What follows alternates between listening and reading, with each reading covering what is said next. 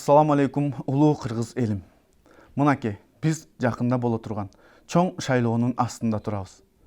Силердин алдыңарга улуу Кыргызстан саясий партиясы өзүбүздүн келечекке койгон максатыбызды жана ошондой эле келечектеги кыла турган иштерибиз жөнүндө жана буга чейинки мамлекетибизде болуп аткан ачуу чындык жөнүндө айталы деп алдыңарда отурабыз.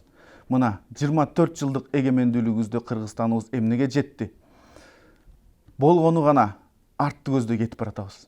Баягы эле эл тажаган саясатчылар баягы эле саясатын жүргүзүп келатышат. 24 жылдын ичинде мамлекетибиздин мамлекеттүүлүгүн билгизе турган чек араларыбыз такталбай келди. Чек араларыбыздын такталбагандын негизинде каркыран алдырдык. Чек араларыбыздын такталбагандын негизинде үзөңгү кушту алдырдык. Чек араларыбыздын такталбагандын негизинде мынакей күн санап Ош, Жалал-Абад, Баткен жергелеринде Өзбекстан менен Тажикстанга жерлерибиз күн санап өтүп атат. Ошолордун баарын биздин 24 жылдан берки келаткан саясатчыларыбыз ойлонду деп ойлойсуңарбы? Жок. Алар болгону гана шайлоонун астында куруу убадаларды берип, миллиондогон акчаларды коротуп, ошол чөнтөктөрүн 5 жылдын ичинде кантип кайра толтурам деген максатта элибизди алдаган бойдон келатышат. Мына чек араларыбыз такталбагандын негизинде жерлерибиз кетип, элдерибиз кор болуп келатат. Мейли, чек араларыбызды тактаганга балким убактылары болгон жок. Жок дегенде трибунадан чыгып, ушу элибиздин чегин сактайлы деп айтып койгонго жарашкан жок. Бирок чек араларыбызды тактабаса мейли, убактылары болбосо, дуктары жетпесе, бирок элибизге тиешелүү, жерибизге тиешелүү кең байлыктарыбызды, завод, фабрикаларыбызды, чоң ишканаларыбыздын бардыгын чет мамлекетке сатып, Кыргызстаныбызда ушу тапта эчтеке калбай калган экен.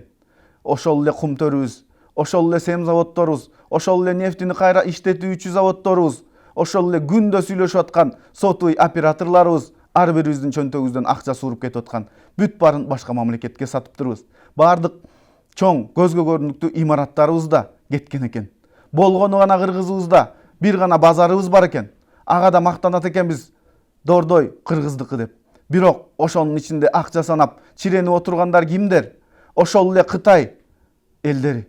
Ошолордун алдында күнүнө тачка сүйрөп, кара тери менен оокат кылып, күнүнө толгон токой груздарды түшүрүп, элибиздин жаш жигиттери иштеп келатат. Ошолордун баарын крышавать этип биздин чоңдорубуз отурат, биздин депутаттарыбыз отурат. Мынакей, ошону биз ойлондукпу, кыргыз элим? Же кыргызда намыс калбай калдыбы?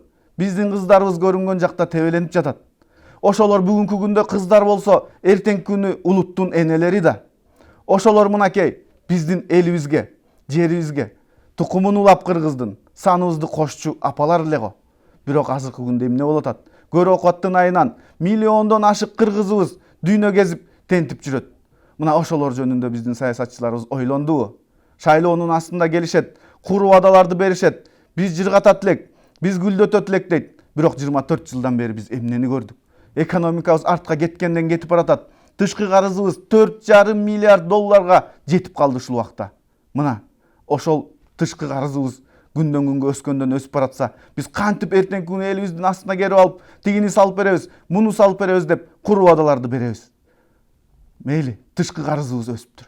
Бирок ички карызыбыз жетпей жатса, быйылкы мынакей маалыматтар боюнча 27 миллиард сом биздин бюджетибизге жетпей келатат. Ошонун ордуна эмне менен толуктайбыз? Кайра эле чет мамлекеттен карыз алабызбы? Кайра эле кыргыз элин карызга батырабызбы? Ар бир кыргыздын жараны төрөлгөн сайын $1000 мойнуна үйүлүп карыз бойдон келатат. Мына ушуну биз качан ойлонобуз? Мына жаштар таза, чыныгы, жүрөгү менен элим, жерим деген жаштар кыргыз элине кызмат кылалы деп, Кыргызстандын келечегине кайдыбер каралаган адамдардын башын бириктирүү менен улуу Кыргызстанды түзүү үчүн өзүбүз аттанып чыктык. Арабызга мурдакы, азыркы бийликке жуурулушуп, аралашып калган чыккынчыл саясатчыларды кошкон жокпуз. Биз элибиз үчүн чын дилибиз менен, жүрөгүбүз менен кызмат кылалы деп ушул шайлоого аттандык. Мына 24 жыл эгемендүүлүгүбүз өттү. Канча деген жерлерибиз кетти. Канча деген имараттарыбыз сатылды. Канча деген элдерибиз четте иштеп жүрүшөт. Бирок биздин бир саясатчыбыз конкреттүү түрдө бир иш кылган жок. Бардыгы коомдук бирикмелер сыяктуу же болбосо кайрымдуулук фонддор сыяктуу эртеңки күнү тигини салып беребиз, спорт зал куруп беребиз, свет орнотуп беребиз деп мамлекеттик деңгээлде ойлоно албай келатышат. Биз мамлекетибиздин деңгээлин көтөрүшүбүз керек. Биздин саясатчыларыбыз жөн гана бийликке барып, депутат болуп отуруп калбастан элибиз үчүн кызмат кылышыбыз керек. Жерибизди, элибиздин намысын коргоп, чек араларыбызды тактап, сатылып аткан кең байлыктарыбызды сакташыбыз керек. Ошон үчүн Улуу Кыргызстан партиясынын жигиттери арабызга булганган саясатчыларды кошпой, алдыны көздөй умтулдук.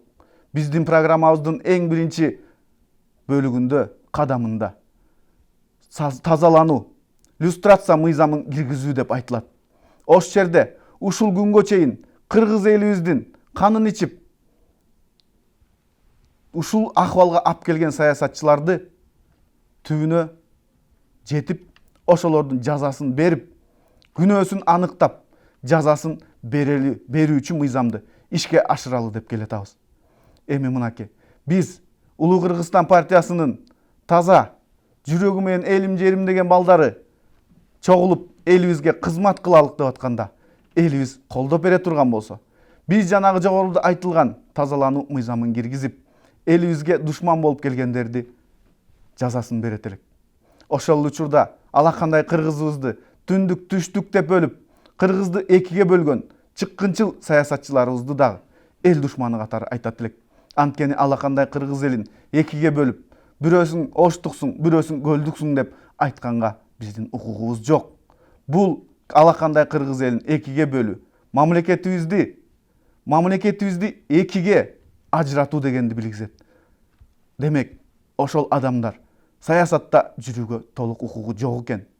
Мынакей, күн санап кыргыз элибиздин чөнтөгүнөн акчалар чет мамлекетти көздөй агылып чыгып атат. Ошолорду эмне үчүн биз кармап кала албайбыз?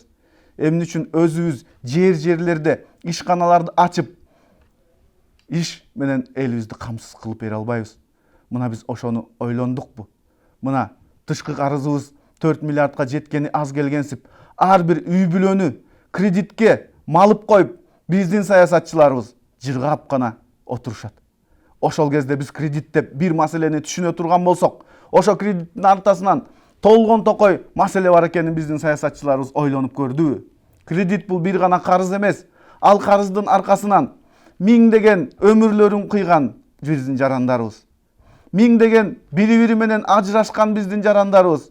Ошолордун ажырашуусунун аркасында миңдеген балдарыбыз ата-энеси жок жетим калууда. Мынакей, күнүнө оорулар көбөйүүдө. Бизде айтылат эмеспи? Бардык оорунун баары нерв менен байланышкан деп. Ошо кредитти эртең күнү кантип төлөйм деп алек болуп атып, нерв болуп атып, элибиз оорукчан болуп калмай болду. Инсульт, инфаркт элибизде көбөйө баштады. Ошол кредиттин айынан. Ошол да ооруну айыктырабыз, дарылайбыз деп эртең күнү больницалап канча деген жарандарыбыз акча жагынан чыгымга келди. Ошо менен бул кредит харам деп бекеринен айтылбаса керек. Ошол харам нерседен элибизди куткарышыбыз керек. Бүгүнкү күндө кыргыз мамлекетин келечегине кайдыгер карабаган, чыныгы элим, жерим үчүн кызмат кылам деген жаштардын башын бириктирип, элибиз үчүн кызмат кылалы деп алдыңарга келип отурабыз. Эми улуу кыргыз элим, бир кездерде дүйнөнү дүңгүрөтүп, кыргыз эли дүйнө жүзүнө үлгү болуп келди элек. Азыркы күндө кыргыз деген атыбыз өчүп, керек болсо өз тилибизде сүйлөгөндөн уялып калган учур келип калды.